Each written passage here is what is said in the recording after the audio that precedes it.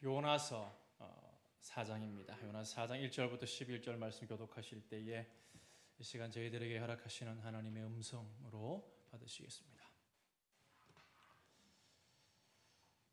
요나서 4장입니다. 제가 가지고 있는 성경은 1290쪽입니다.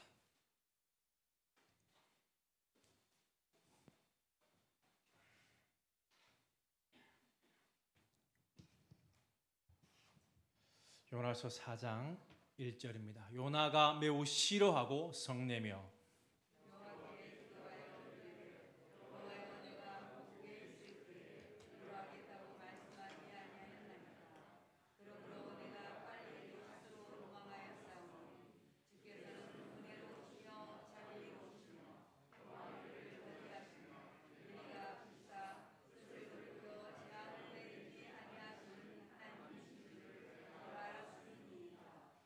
여호와여 원하건대 이제 내 생명을 거두어 가소서. 사는 것보다 죽는 것이 내게 나음이니이다.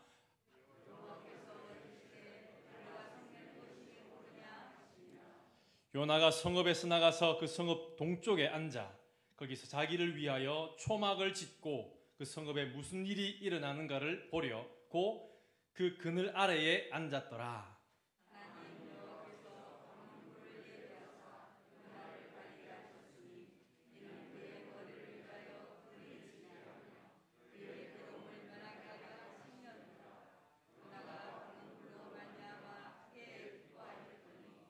하나님이 벌레를 예비하사 이튿날 새벽에 그 박넝쿨을 갉아 먹게 하심에 시드니라.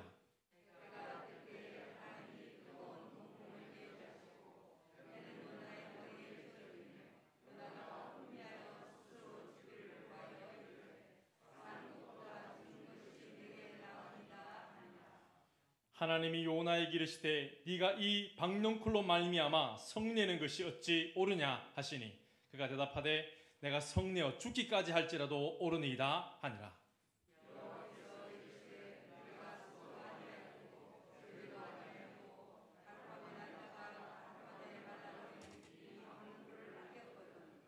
하물며 이 성읍 니느웨에는 좌우를 분별하지 못하는 자가 12만여 명이요 가축도 많이 있나니 내가 어찌 하시니라.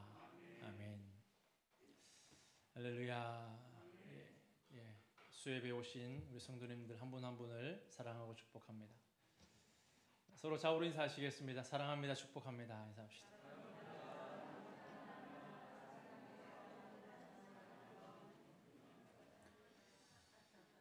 말씀을 이렇게 묵상하고 또 단 위에 서서 말씀을 선포하려고 하면서 주님의 마음을 더 느끼니까 정말 성도님 한 분 한 분이 얼마나 존귀한지 하나님께서 얼마나 사랑하시는지 그런 것들을 많이 깨달아지는 것 같습니다.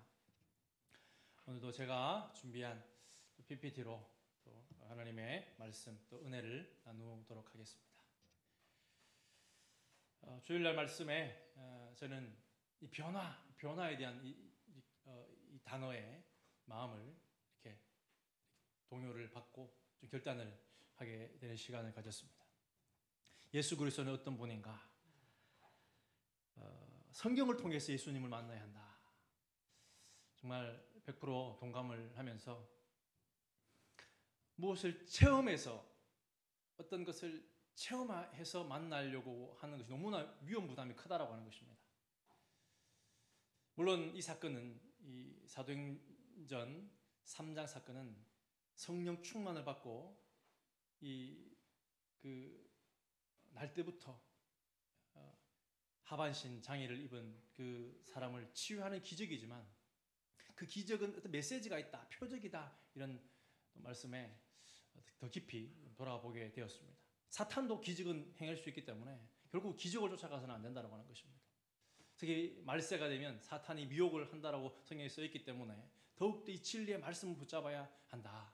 사실을 다시 한번 기억하면서 또 다음 세대 사역자로서 더 우리 청년 청소년들에게 말씀을 제가 부족해서 말씀을 잘 전하지 못하지만 무엇보다 중요한 것은 말씀으로 한 사람 한 사람이 새로워져야 된다. 변화되어야 된다. 그것만 확실하다라고 하는 것입니다.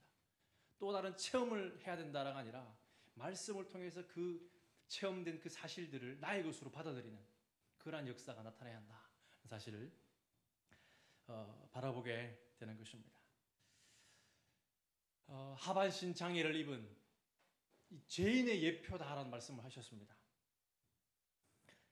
날 때부터 우리는 죄의 원죄가 있는 자들이라고 하는 것입니다. 한 사람으로 말미암아 죄가 세상에 들어오고 죄로 말미암아 사망이 들어왔나니 이와 같이 모든 사람이 죄를 지었으므로 사망이 모든 사람에게 이르렀다. 그래서 예수 그리스도 없는 어떠한 것도 사실은 희망이 없는 것입니다. 다 죄인에 불과하다고 하는 것입니다.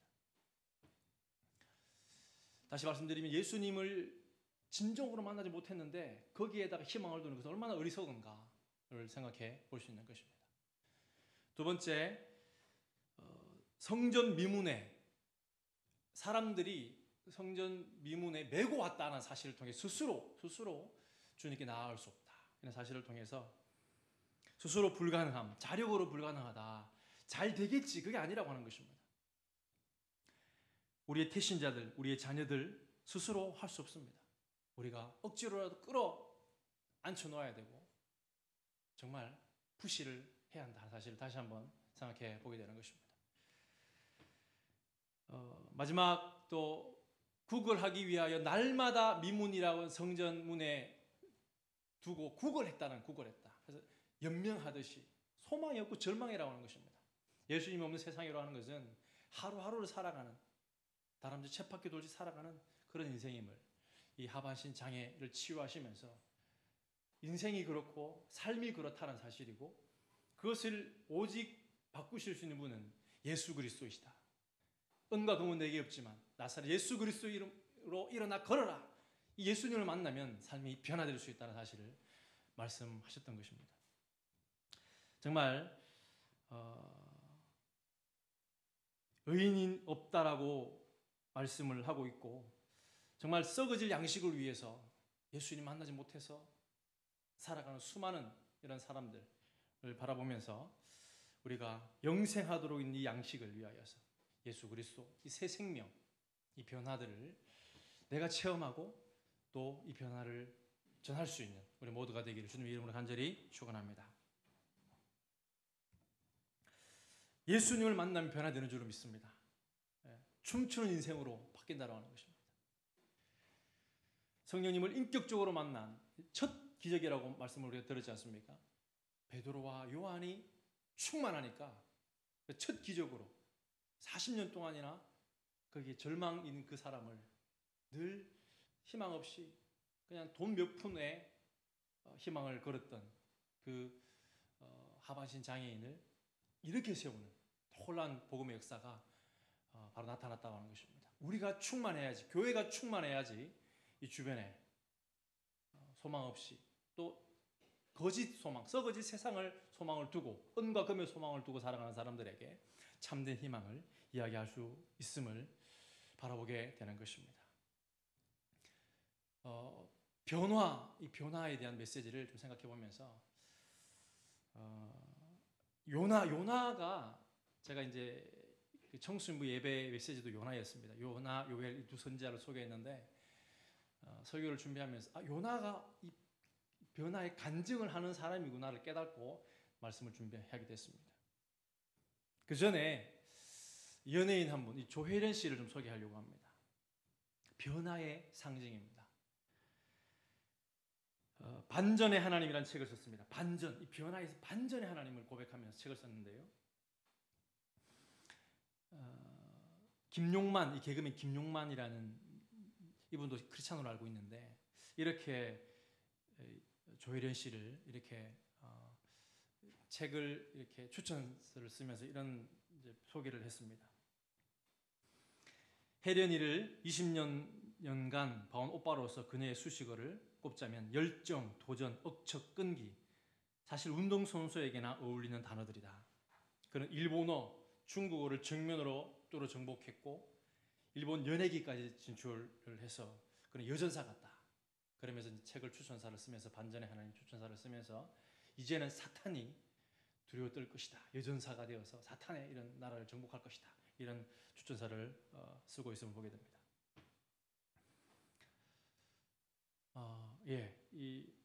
그가 예수님을 어떻게 만났는가? 중국에서 사실은 이혼의 아픔을 겪고 다시 재혼을 하면서 크리스찬 남편을 만나서 또 예수님을 믿게 됩니다. 그리고 그의 반전의 하나님을 이렇게 소개하고 있는데 제가 한번 읽어드리도록 하겠습니다. 나는 어릴 적부터 오랜 세월 동안 일본 불교를 믿었다. 내 불성과 정성으로 원하는 것을 이룰 수 있다고 믿어왔다. 그것이 옳은 길이라고 확신했다. 나는 이 세상에 조물주라는 하나님은 당연히 존재하지 않는다고 믿었다. 나의 조상은 원숭이라는 진화론을 믿었고 인간은 죽으면 다시 육체의 몸을 입고 태어난다는 윤회설을 믿었다. 교회 십자가를 보며 이 땅이 무덤이야? 왜 이렇게 십자가가 많아? 이렇게 폄하했고 왜 우리나라에서 이스라엘 종교가 들어와서 판을 치냐라고 비난했다라고 합니다. 이렇게 나는 하나님을 부정했고 기독교를 비난하며 44년을 살았는데 45년째 남편을 만나서 중국에서 예수님을 만나게 됩니다. 그런데 내 인생 반전의 끝자락쯤에 나이 45세에 내 자신조차 믿기 어려울 만큼 내 인생에 이 뒤바뀌는 놀라운 반전이 일어났다. 예수님이 나를 찾아오신 것이다. 그리고 당신을 부정하던 나를 만나주셨다. 오랜 시간 나를 보아온 주변의 많은 사람들은 내가 예수님을 믿는 크리스찬이 되었다는 소식을 듣고 나서 눈이 휘둥그레짐이 한마디씩 했다. 정말이야? 믿을 수 없는 일이 일어났다. 기적이다. 기적이야. 이런 정말 놀랐다는 이야기를 했다라고 합니다. 그렇다. 오랜 세월 광야에서 헤매던 나를 절대 허무르지 않을 초롱성 같았던 나를 하나님은 당신의 품으로 돌아오게 하셨다. 그래서 나에게 그분은 반전의 하나님이다. 이렇게 책 서문에 쓰고 있습니다. 그런데 더 놀라운 것은 그가 정말 열정으로 달려왔다고 하는 것입니다. 일본에 첫 진출한 코미디언이기도 하고요. 중국어 또 일본어 다 섭렵하고 책을 이렇게 한 우물 파는 그런 은사가 있다고 하는데 그가 성경을 파기 시작했다고 하는 것입니다. 그래서 성경 바람잡이라고 이렇게 하면서 5년 전에 예수님 만나고 나서 성경을 연구하기 시작하고 1년에 8독 읽는 방법을 세미나를 이렇게 소개를 하고 다니고 있다고 하는 것입니다.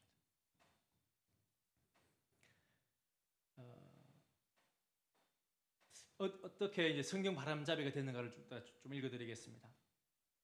예수님 믿고 시간이 얼마 지나지 않아서 방송이 예전과 다르게 활발하게 들어오지 않았다. 나는 하나님께 투정을 부리면서 때를 썼다. 하나님, 그리스도인도 잘 나가야 하나님 일을 더 잘할 수 있는 거 아닌가요? 일을 좀 주십시오. 그때 하나님이 이런 마음을 주셨다. 그래, 방송 잘하는 사람은 정말 많다. 근데 나를 진심으로 알고 전하는 사람은 많지가 않다. 너 혜련이 너가 나에 대해 연구하고 그것을 전하는 일을 좀 하면 안 되겠니? 라고 말씀하셨답니다. 그러자 혜련 씨가 이렇게 대답했다고 합니다. 제가 어떻게 그걸 합니까? 저는 하나님을 믿은 지도 얼마 되지 않았는데요. 이렇게 말하고 그때 하나님께서 주신 마음이 바람잡이라는 이 단어를 줬다고 합니다. 마음을 주셨다고 합니다. 혜련아, 너는 어렸을 때부터 시장에서나 또 다른 곳에서 쑥갓도 잘 팔고 삐에로처럼 웃기기도 하고 뭐든지 바람을 잘 잡았으니까 성경도 바람잡이를 좀 해라. 이런 메시지를 받았다고 하는 것입니다. 그러면서 정말 예수 믿는 자들이 주변에 예수 먼저 믿는 사람이 많은데 성경을 너무나 모르고 교회를 왔다 갔다 하는 사람들이 많더라라는 사실을 그가 이야기하는 것을 좀 보게 되는 것입니다.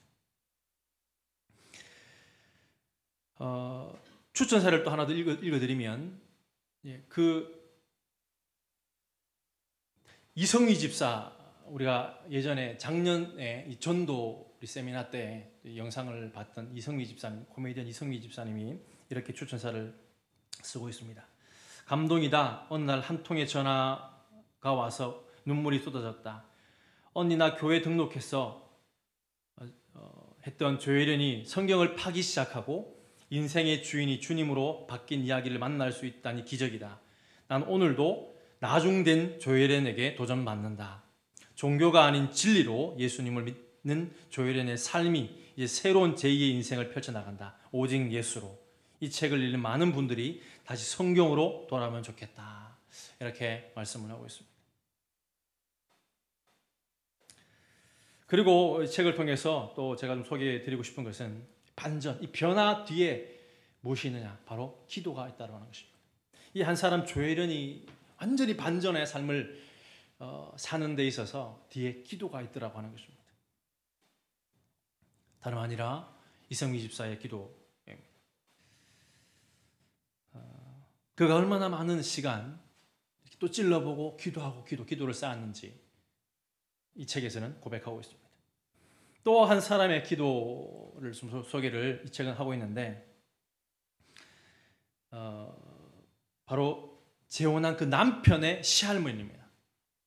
이 사진은 아니고 할머니 사진을 제가 그냥 붙인 거고, 부부는 중국에서 만났는데 이 할머니가 이렇게 기도했다라고 이제 집들이 할 때 이런 말을 했다라고 합니다. 제가 읽어드립니다. 그때가 2018년도인데 99세니까 지금은 살아계시다고 한다면, 제가 어떻게 천국 가시는지 모르기 때문에 살아계신다고 한다면 101세가 되는 것입니다. 남편의 외할머니는 성경 66권의 상당 부분을 거의 외우신다. 눈 뜨면 성경을 읽기 시작해서 잠을 자면서도 성경을 암송하신다. 할머니가 33세에 예수님을 믿으시고 67세까지 매일 새벽 4시에 일어나 목욕을 하고 가족부터 시작해서 이 나라와 민족, 온 열방을, 그리고 전 세계에 나가 있는 선교사님들 위해서 기도하신다. 그리고 조현희 씨를 만나서 이렇게 했다고 합니다. 내가 아주 이전부터 너희 둘을 만나게 해달라고 아침부터 밤마다 하나님께 기도해왔어. 우리 손주가 중국에서 외롭게 있는 모습을 보면서 내가 하나님께 눈물로 매달렸지. 타국에서 절대로 마음 흔들리지 말고 오직 예수를 붙잡고 총명하고 신실한 배필을 만나게 해달라고 말이야. 하나님이 이렇게 힘없고 나이 든 요종의 작은 기도를 하나도 놓치지 않으시고 귀를 기울여 주셔서 이렇게 너희가 내 앞에서 멋지게 짝을 지어 나타난 거야. 할렐루야. 이렇게 말을 하더라는 것입니다. 그래서 그냥 믿어진 것 같지만 주변에 기도를 통하여서 하나님의 이 반전의 역사는, 이 변화의 역사는 일어나더라는 사실을 보게 되는 것입니다. 저는 이 글을 읽으면서 우리의 기도, 우리의 정말 간절한 중보가 우리의 자녀들에게, 우리의 태신자들에게, 우리 서로 순원들에게 흘러가야 됨을 깨닫게 되는 것입니다. 모세의 중보를 기억해 보게 됩니다. 승리에 있어서 승리는 현장에서 뛰는 저 아이들을 어떻게 할 것인가, 그것이 아니라고 하는 것입니다. 아말렉 전투를 그걸 잘 보여주고 있지 않습니까? 출애굽기 17장에 보면 모세가 손을 들면 이스라엘이 이기고 손을 내리면 아말렉이 이기더라. 이 사실을 우리가 많이 놓치는 것 같습니다. 내가 이렇게 해보면은, 이런 전략을 짜보면 되겠지. 아니라고 하는 것입니다. 더 기도의 자리로 나아가야 함을 발견하게 되는 대목입니다. 다음 세대의 승패는 뒤에 있는 우리의 기도임을 생각하실 때에 정말 서로 돕고 격려하여서 모세의 팔이 내려가지 않게끔 목회자를 더 경건하게, 그리고 우리가 우리의 직분에 맞게 정말 기도가 회복되어져서 반전의 역사를, 변화의 역사를 일으켜낼 수 있는 저와 우리 모든 화평교회 성도님들 되시기를 주님의 이름으로 간절히 축원합니다. 또 하나 이 아말렉 전투에서 알아야 될 것은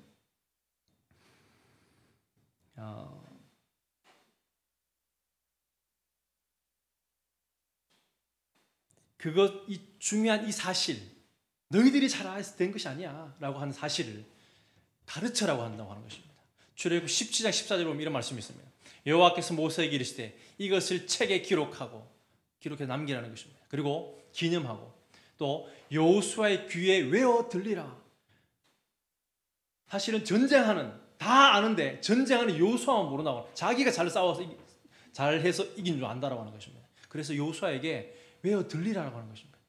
네가 한 것 같이 그거 아니라고 하는 것입니다. 기도가 한 거야. 하나님이 하신 거야. 여호와 니시, 하나님의 깃발, 하나님이 승리하신 것이지 우리가 인간의 아둥바둥이 나의 실력이 아니다는 사실을 가르쳐라고 하고 있는 것입니다. 정말 우리가 기도가 그냥 시간 남아서 내가 다 해놓고 맡기는 게 아니라 승패의 결정적인 승패가 기도임을 다시 한번 기억하시고 이런 위대한 역사를 이루어가시는 저와 우리 모두 화평교회 성도님들 되시기를 간절히 소망합니다. 기도에 대한 열정, 말씀에 대한 열정이 대를 이어 흘러갈 수 있기를 소망합니다. 모이면 말씀 읽고 기도하고 흩어지면 전도하는 신앙이 본질이 회복되어지는 역사가 우리 화평교회 가운데 충만하기를 주님 이름으로 간절히 축원합니다. 오늘 요나의 간증을 좀 돌아보려고 하는 것입니다.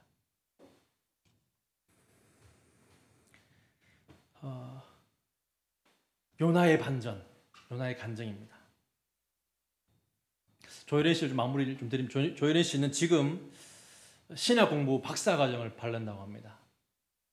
그리고 그가 약 5년 만에 일남 7년인데 거의 다 가족 다 구원을 시켰다라는 사실을 책을 통해서 읽게 보게 됩니다. 요나의 간증 좀 생각을 해보고자 원합니다. 요나는 비둘기라는 뜻을 가지고 있습니다. 아무래도 부모님 아미 때 아버지가 요나 이 비둘기처럼 순결하게 살아라. 그런데 어떤 측면에서는 안주함, 막연함, 이기주의 이름에 다 담겨 있는데 좋은 쪽으로 나중에는 반전으로 이 회개하고 요나서를 쓰고 나서 더 신실하게 하나님께 바뀌었을 줄로 믿습니다. 그러나 요나서에서 드러나는 간증을 하면 자기의 연약한 부분을 먼저 이야기하는 것처럼 이기주의의 모습, 그런 모습도 보여지고 있습니다. 요나서를 통해서는.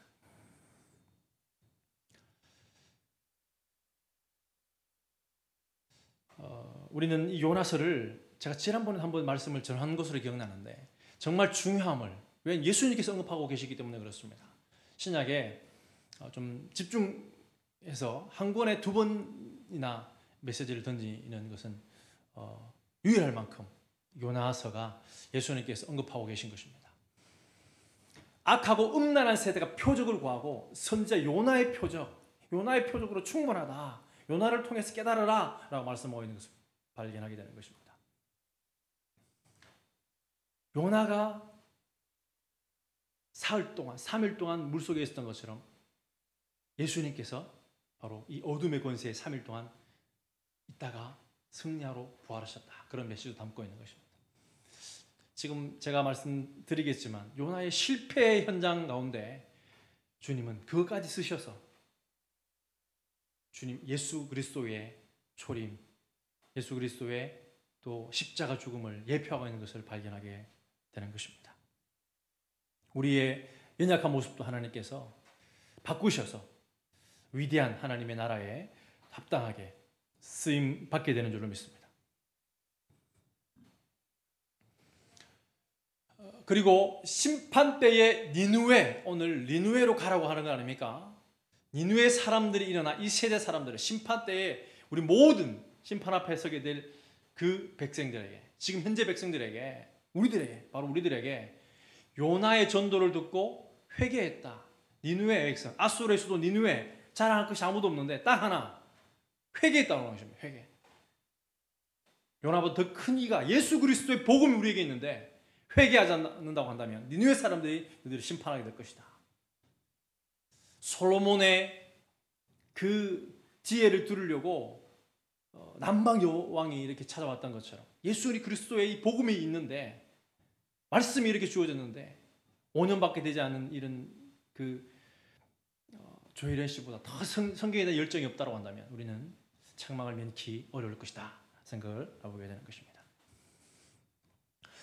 요나서는 니느웨로 가라 라는 메시지를 던집니다. 하나님께서 악한 니느웨라는 말씀을 하시면서, 그러나 절대로 가지 않겠다 그러면 반대쪽으로 아예 갑니다. 다시스, 지금 스페인 정도로 되겠습니다. 아주 먼 쪽으로 절대 그곳만은 가지 않겠다는 그런 어떤 결의한 의지를 볼 수 있습니다.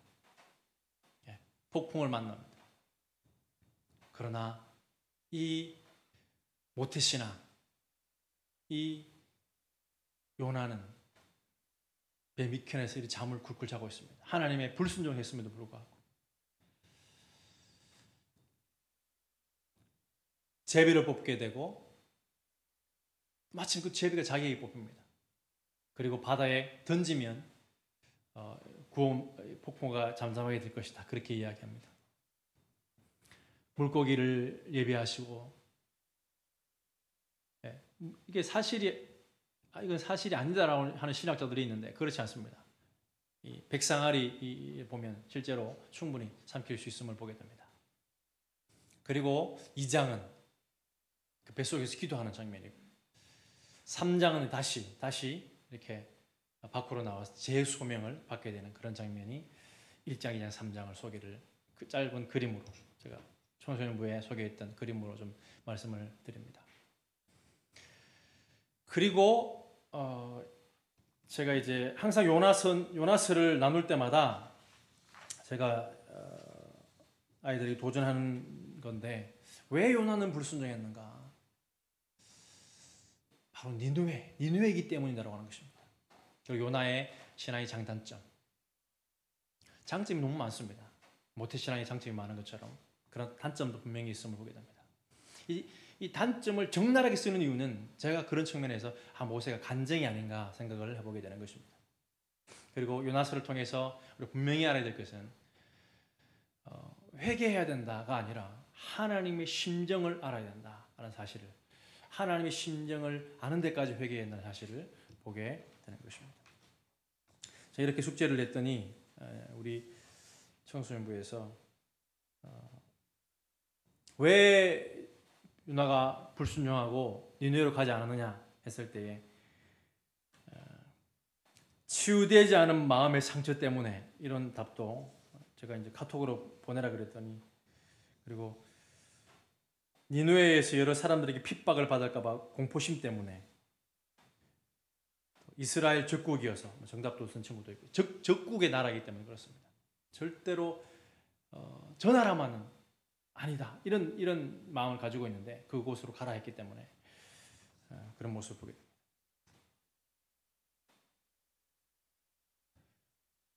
요나의 간증, 그가 이렇게 말합니다. 4장에 우리가 읽었던 것처럼 11절에 보면 왜 요나의 간증이라고 제가 말씀드리느냐, 바로 이 끝을 이렇게 맺고 있다는 것입니다. 현대 성경으로 보면 밑에 부분에 보면 내가 슬퍼하지 않겠느냐라고 끝나버립니다. 미완성으로 끝난다는 것입니다. 그래서 요나가 자기 간증을 하면서 내가 선지자로서 사역했지만 정말 하나님 마음을 몰랐구나, 그렇게 마무리하면서 나머지 독자들에게 그 생각을 더 넓히는 모습을 보게 된다고 하는 것입니다. 한번 개역 개정으로 윗부분에 11절 말씀 함께 읽도록 하겠습니다. 시작.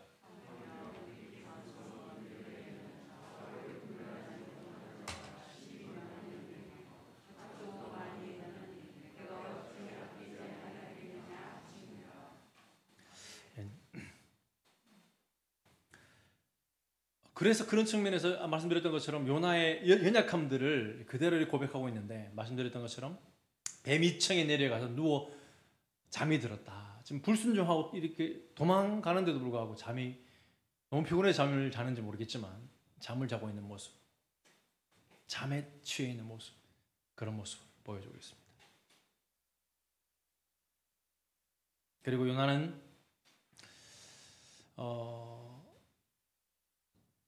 요나의 연대가 어디인지에 대해서 열왕기 하에서 찾아볼 수 있습니다. 여로보암 2세라고 볼 수 있는데, 여로보암 2세 때 선지자 요나, 아미떼 아들, 똑같은 이 단어를 보면서 바로 이때 사역했구나라는 사실을 보게 됩니다. 북이스라엘이 망하기 약 10여 년 전입니다. 그때 사역을 하게 됩니다. 경제적으로는 호황했지만 여로보암 2세 때가, 그러나 종교적으로는 암울한 때입니다. 그때 요나의 메시지를 듣고 요나를 통하여 하신 말씀 같이 요나의 희망적인 메시지, 자기 자국의 희망적인 메시지, 잘 될 거야 라는 메시지가 그대로 맞아떨어져서 영토로 회복했다, 이런 메시지라고 하는 것입니다.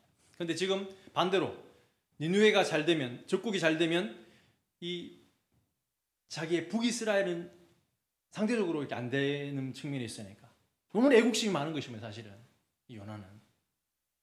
그래서 하나님의 말씀을 불순종하는 모습을 보게 되는 것입니다. 니느웨는 아수르의 수도입니다.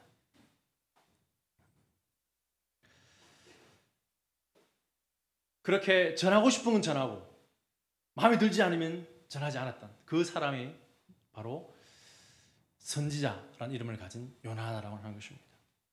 그의 무례함도 바라보게 됩니다. 그냥 그대로 이렇게 쓰고 있습니다. 요나서를 요나가 썼다고 한다면 이렇게 그대로 쓰고 있는 것입니다. 요나가 매우 싫어하고 성냈다. 하나님께 성을 내는 것입니다. 그리고 3절에 여호와여 원하건대 이제 내 생명을 거두어 가소서. 사는 것보다 죽는 것이 내게 낫습니다. 이 하나님과 친밀한, 이 모태신앙의 친밀한 기도라고 긍정적으로 볼 수 있지만 얼마나 이 무례한가, 얼마나 어리석은가, 그것을 자기가 돌아보면서 간증하듯이 그렇게 메시지를 던지고 있지 않는가 라는 사실을 생각해 보게 되는 것입니다. 8절에도 마찬가지입니다. 해가 뜰 때 함께 읽기 원합니다. 시작.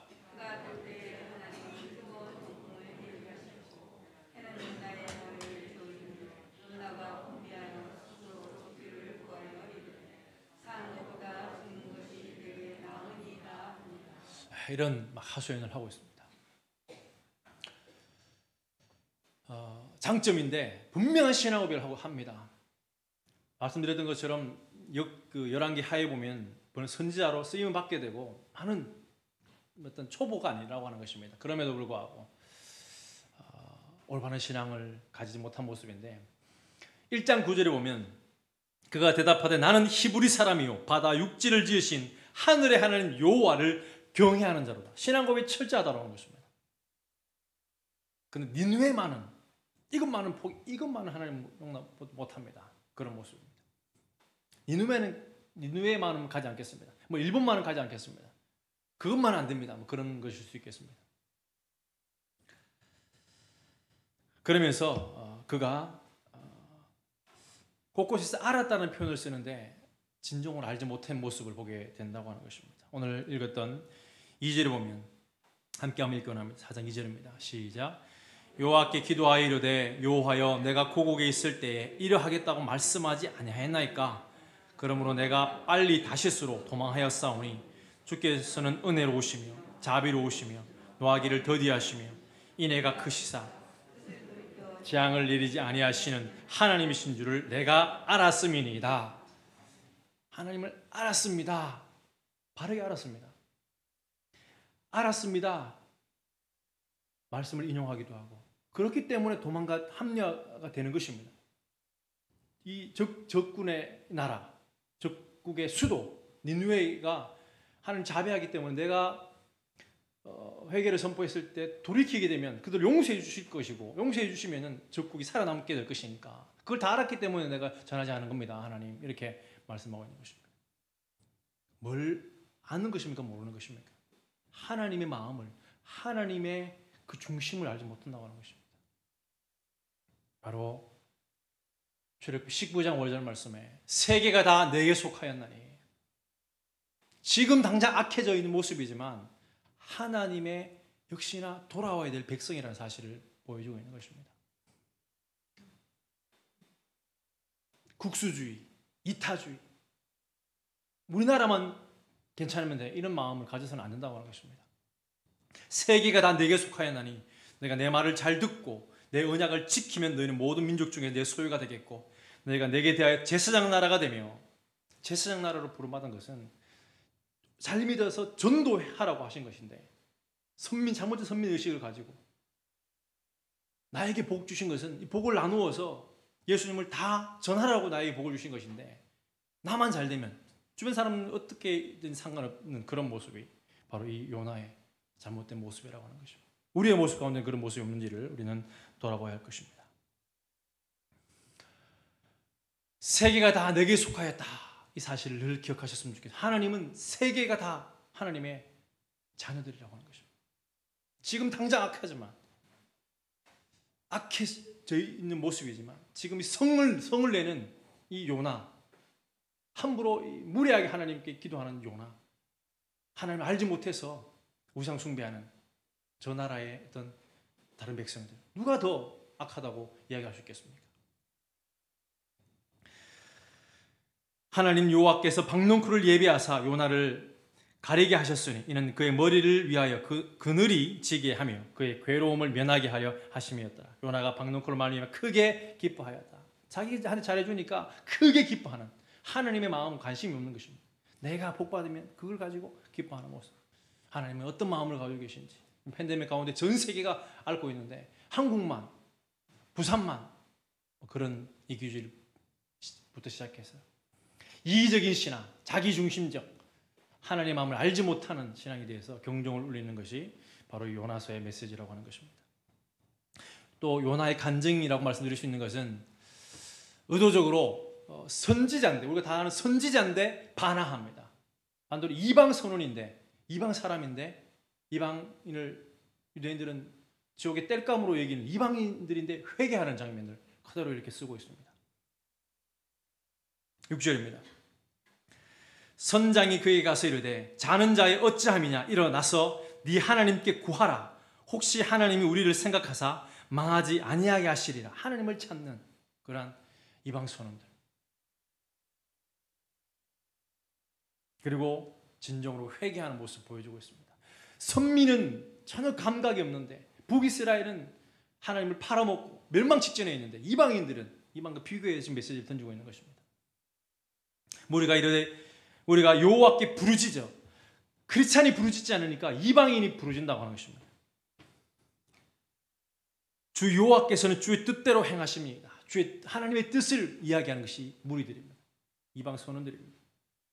16절에 그 사람들이 여호와를 크게 두려워했다. 진정으로 그냥 말만 여호와를 경외한다라고 하는 요나와 비교해서 정말 여호와를 진정으로 두려워했던 사람들은 선원이었음을 보여주고 있는 것입니다. 이름뿐인 크리스찬이 아니라 진정한 하나님을 두려워하는 신앙인인 것인가 라는 사실을 도전하고 있습니다. 그리고 또 하나, 그렇게 악한 왕이었라고 다 알고 있는 이 니누의 왕 역시 자신을 낮추는 그런 모습을 보여주고 있다고 하는 것입니다. 심지어는 소떼마저도 회개하는 장면을, 소는 구유를, 나귀는 제 구유를 안다고 하는데 어떻게 이스라엘 백성은 그걸 알지 못하느냐라는 메시지처럼 니누의 왕에게 이 사실이 들려져서 굵은 베옷을 입고 제위에 앉는 모습, 자신을 낮추는 모습, 그리고 짐승이나 소떼나 양떼나 아무것도 입에 대지 말 전체 짐승까지 회개를 촉구하고 금식하게 되는 모습을 보여주고 있는 것입니다.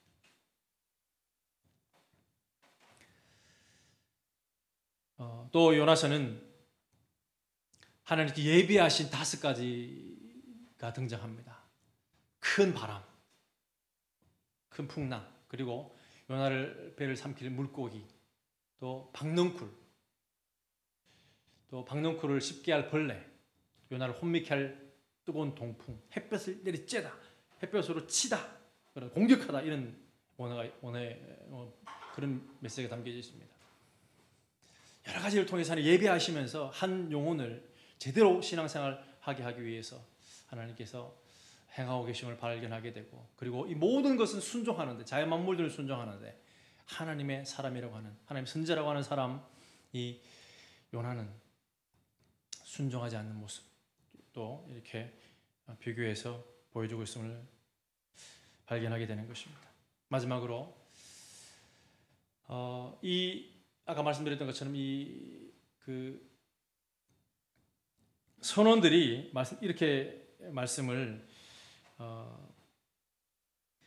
이 원어를 살피니까 1장 6절에 선장이 그에게 가서 이르되 자는 자의 어찌함이냐, 일어나서 네 하나님께 구하라. 구하라, 일어나서 구하라. 이 단어가 쿰, 달리다 쿰 할 때 쿰입니다. 일어나라, 일어서라, 세우다 이런 말이고, 또 가라, 부르다, 선포하다 이런 말입니다. 구하라 같은 말입니다. 가라 그 단어를 쓰고 있는데, 첫 번째 요나를 부르셨던 이 콜링이, 또 사명이 바로 같은 단어를 쓰고 있습니다. 너는 일어나, 쿰, 저 큰 성읍 니누에로 가서 그것을 향하여 외치다 같습니다. 가라 같습니다. 쿵 가라 말씀을 하고 있는 것입니다.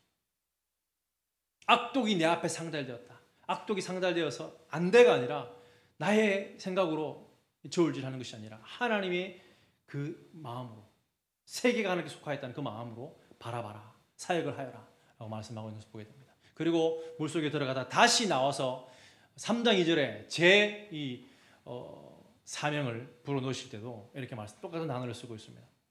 일어나 똑같은 단어를 쓰고 있고, 저 큰 성읍 니누에로 가서 내가 너에게 명한 말을 그들에게 선포하라 같습니다. 선포하라, 가라 같습니다. 이 말씀을 오늘 바로 수요예배 가운데 우리들에게 하시는 줄로 믿습니다. 일어나라, 기도의 자리에서 다시 말씀을 보는 미지근한 신앙에서 일어나라 말씀하시는 줄로 믿습니다. 그리고 선포하라 말씀하시는 줄로 믿습니다. 너희는 여호와의 책에서 찾아 읽어보라. 이 일어나라라는 말씀은 읽어보라 하는 말씀과도 일맥상통합니다. 정말 우리가 신앙 열정을 도전하는 조혜련 집사님의 그 도전, 1년에 8번, 그리고 지금 신학 박사를 이렇게 꿈꾸고 있다고 하는 것입니다. 정말 먼저 된 자가 나중되고 나중되가 먼저 되는 그러한 모습, 우리가 뒤처지지 않도록 더욱더 열심히 하나님의 말씀을 일어서서 정말 그 열정, 복음의 열정에 일어서야 될 줄로 믿습니다. 그리고 가라, 선포하는, 전달해 줄 수 있는 이 세상의 승패는, 우리 다음 세대 삶의 모든 승패는 기도에, 말씀에 달려 있음을 전할 수 있는, 잘 나눌 수 있는, 그래서 정말 반전, 변혁의 역사, 변화되는 2021년도를 맞이할 수 있는 저와 우리 모든 화평교회 성도님들 되시기를 주님의 이름으로 간절히 축원합니다. 기도하시겠습니다.